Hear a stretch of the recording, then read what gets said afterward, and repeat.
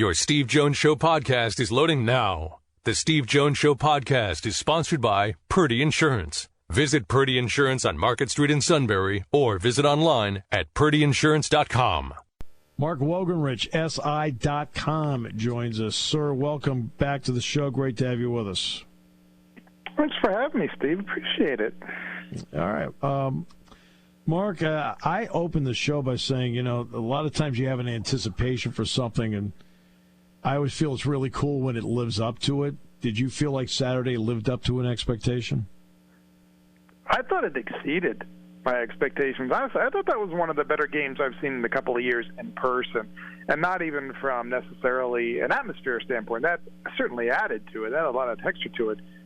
That was just a really fun game to watch, and it was really well played. I thought I thought Penn State and Auburn played really strong football in a variety of aspects. It went back and forth. There were a lot of good players making plays between Sean Clifford and Jahan Dotson and Tank Bigsby and, Penn State's defense and the Auburn receivers. If the Auburn receivers don't make some of those catches unless they have the back shoulder throw as a staple of their offense. Yes. Those guys probably made a good half dozen catches that they had the contort twist. It was just fun football to watch, and then you had the drama of some of the officiating decisions and the fact that Auburn has a chance to tie that game really late in the game, and maybe one of the most unheralded plays coming out of that was Derek Tangelo's tackle. I honestly kind of even missed it at the time. I was still swooning over the leap and going, I thought he was pushed out of bounds or something. It was Derek. I think James Franklin called it a game-saving tackle, which it may well have been. It was. Overall, just absolutely, like I said, I think it exceeded what I expected coming in.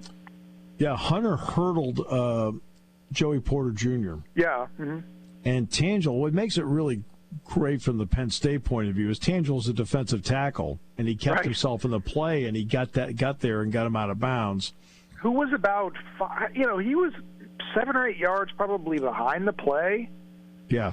At the hurdle point. So for a defensive tackle to kind of run that down and run the angle into that, and give him a chance to another red zone stop, which I think was their fifth out of 11. Right. I was just looking at some numbers. That's 5 red zone stops in 11 tries. And you don't want teams getting into the red zone 11 times. But when you leave them out there without a point, not even a field goal, that's no points in those 5 times. That looms. Yeah. Sean Clifford, on the other hand, did not have an incompletion in the second half. He ended up going 28 of 32. Look, you've seen every game of Sean's career to this point. What did you think of that performance? Oh, that was his best, I think. And to me, I don't even know. Numerically, I guess number 2 might be the Maryland game when he was around 85% and had a really strong streak. But that was his best from a situational standpoint. But that game was also, I think it was 59-0 too. So there wasn't a whole lot of this is caliber of opponent. I mean, this is caliber of opponent. There wasn't drama in there too. He had to keep coming. So they had to keep using Sean Clifford. They had to keep going back to him. He had to keep running offense. They've had some issues running the ball and sustaining drives this year, so they had to keep coming back to him. So they had to put him in situations where it could be, there's that interception that we've been kind of waiting for and maybe anticipating from him because of recency bias from last year. From when you look at that, he had I think 7 through those first 3 games. So sometimes maybe in the back of your mind that lingers. And he really, I don't think he really necessarily came close to it aside from, the ball where he was hit at the end of the first half. It just, that turned into a punt essentially. Right. But he moved guys around. The one thing I asked him after the game was on Noah Cain's touchdown. He looked at the sideline. You don't see them doing the check with me a lot, but he looked. And it looked like they changed. They made some sort of play change or some sort of call change. And I asked him, "What'd you do there?" And he said, "No, I don't change plays. I don't do that. That's Coach Yursich." But he changed into a great play. He seems to have more composure to me this year. He's moving guys around, and they do a lot with his formations and a lot more motion. He's got a lot more going on than he's got to direct, and he's really doing that very capably. I think. Now, I'll get to the tight ends in a moment, but one quick point about Jahan Dotson. I want to ask you about this because Auburn does not play a standard, I'm the right corner, you're the left corner. Mm-hmm. They don't play the standard, I'm the boundary corner, you're the field corner. Roger McCreary moves around wherever your best guy is. And you and I both know McCreary's an NFL-level caliber corner. Yeah. Oh, yeah. So 90% of the time he was on Jahan Dotson. Not always, but 90%. Dotson still had 10 catches. What does that tell us about Dotson? And he had catches. He had the variety of catches again. Things where he was kind of scooping balls off the ground and twisting his body. It's always been in his repertoire to catch. You know he was going to make the catches he's supposed to make, and in these last 2 years, he's making those acrobatic catches that, he didn't really. I don't know if he made them when he was just a younger player, as he was growing into his receiving talent. But James Franklin's always, as a freshman, James Franklin compared him to Jerry Rice in just I think the hands department.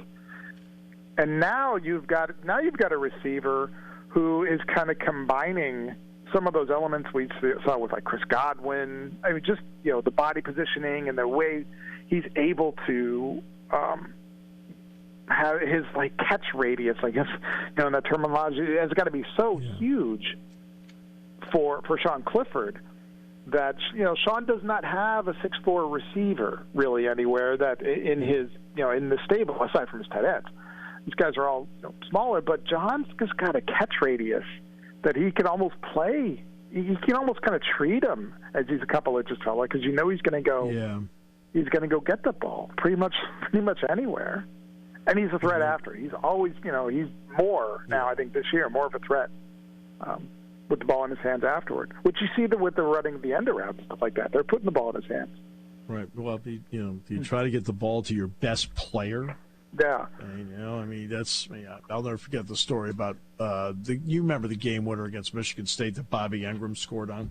It was supposed to be another. It was supposed to be another play, and they called another play, and Joe overruled the play, and he said, "No, whatever you call." The play was supposed to go to Mike Archie, and Joe overruled him and said, "I don't care what play you call, it's got to be to Bobby Engram. Our best player is going to win or lose the game." Well, that's Jahan Dotson. He's your best. You're starting to see that now. Player. Yeah, you definitely are. Yeah. The tight ends. Heard a lot about the tight end room. Look, there's only one ball. Okay. Well, it turns out that in the one ball, it's gone a lot to Dotson, some to Parker Washington, some to Lambert Smith. Not so much to the tight ends until Saturday night. They had 6 catches for 130 yards. Yep. What kind of weapons can they be moving forward? Yeah, I think we knew that. If you follow the program, you knew that those guys, Brent Strange, Theo Johnson, Tyler Warren, were going to be those weapons, particularly, I think, Strange and Theo Johnson after last year. We knew it because big bodies, real athletic bodies, again, a lot of, they can do a lot with the ball. They catch it well, and they can do a lot with it. And this was a game, I'm assuming Mike Yurcich, in watching this game, said, okay, here's a time that we might have we can use these guys to their advantage, especially in the middle of the field. The play, I did not realize this, I think, until I saw a clip afterward. The Brenton, I'm pretty sure it was the Brenton Strange catch, his 40-yarder, like the catch and run. He kind of lined up, essentially he lined up almost as a left tackle, and they had Caden Wallace flanked out it almost as like a slot receiver. Right. And that play, that field just like cleared wide open for Brenton. It was a really beautifully called play. So when you're going to move those guys and the way they're going to use them, I don't know, I forget which run play it was. I think it was maybe a Noah Cain run that Theo Johnson just like leveled the guy. Just absolutely leveled him. So we knew they could block, and if you have that, you have that opportunity. I think they had 3 catches. I had 3 catches in the first 2 games for like 30 yards or something. Not a lot, not numerically. But if you can concentrate them like that in a game plan when you don't think that when the opponent's not going to expect it, like you said, they're going to put their best corner on Jahan Dotson. Yeah. My goodness. There's now your numbers. Now you're looking at numbers of 5 guys on the field who can catch the ball when they're playing a 2 tight end set or something like that. On defense, Brandon Smith was named the Big Ten Defensive Player of the Week. Now, obviously, Jack Ham, when he was in college, Jack's always talked about going from the outside to the inside. Mm-hmm. And it took him a little bit. He freely admits it took him a little bit to get used to the traffic pattern. This is the 3rd game there. How much more comfortable does Brandon Smith look to you? He seems to be getting a lot more comfortable. The gradual sense, I think you notice it there. The tackle numbers, I thought were really good. He just seems to be, space was, I think, an issue for him last year, and having to cover a wide swath. He just seems to be probably, right, with his personality and his way he attacks the ball, seems a little more comfortable there. But then that's a smaller space that he's got to operate in too. So he's got to weave, he's got to move around, and I see a little bit more. I see more of that coming in. I remember Matt Millen telling me a couple of years ago that he thought Brandon Smith could be their best linebacker because of his linebacker instincts. So once I think he gets more into this, that he had 10 tackles and they weren't. He wasn't making kind of pile-on tackles either. I think 6 of them were solo, and he was making plays that matter. That's one of the things James Franklin said, is that they have guys who are making big stops. Teams are getting some of their teams are getting yards. I think Bigsby was going to get them, and he did. But they're getting stop plays in situations, and Brandon added to that. Absolutely. Bigsby is a really good player, man. That is tremendous. Yeah. Woo, man, he is good.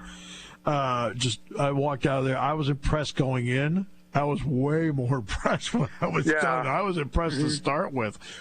I think that makes it. And not only that, I know he dropped it. We all know. We saw him juggle it. But everything Brandon Smith did fundamentally as a linebacker, dropping into the zone, reading it, getting the ball, every single part of it was what you teach a linebacker to do up until the part he juggled it. Up until the part he saw the end zone and probably got eyes bigger than the stomach kind of thing. So, they're a quarter of the way through the season now. So it's 3 games in. They are 3-0 at this point. So what do we know today about Penn State football that we did not know on Friday night, September 3rd?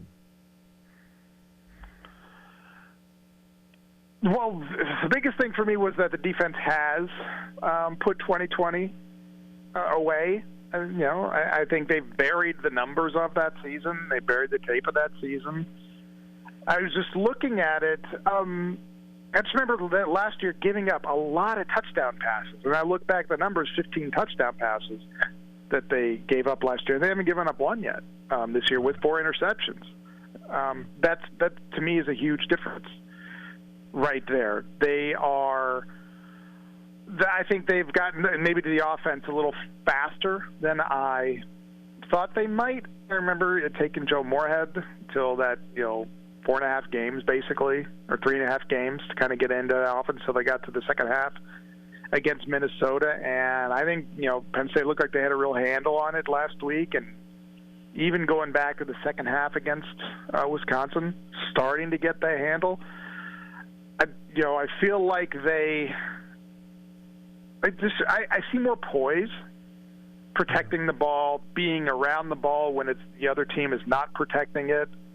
I think +5 in the turnover margin, which is enormous right now. And one guy, the other number I looked at was Jordan Stout might be their best, most improved player. He was 10th in the Big Ten in punting last year. He averaged around 41, 42 yards, and now he leads Big Ten. He had three punts last year at above 50, and he's averaging that this year. Right. And you added to his duties. You added all the kicking, all the place kicking duties too. Field goals. So for him to be able to juggle that workload, and to be an extra member of the defense essentially, because you've got him as a backstop there on your offense. So that can give them more confidence in being more aggressive offensively too. So I think that circle, I see three phases that I didn't necessarily consider on September 3rd. Like defensively, you don't know until you go in because they struggled last year. Offensively, you don't know where you're going to get with a new offense until you see it. You know, and special teams, there were some issues with that last year, and a lot of that has been cleaned. Always a pleasure, my friend. It's so great to have you on the show. Appreciate you very much. And my pleasure, Steve. Anytime. See you Saturday. See you Saturday. Mark Wogenrich, SI.com, always doing great work.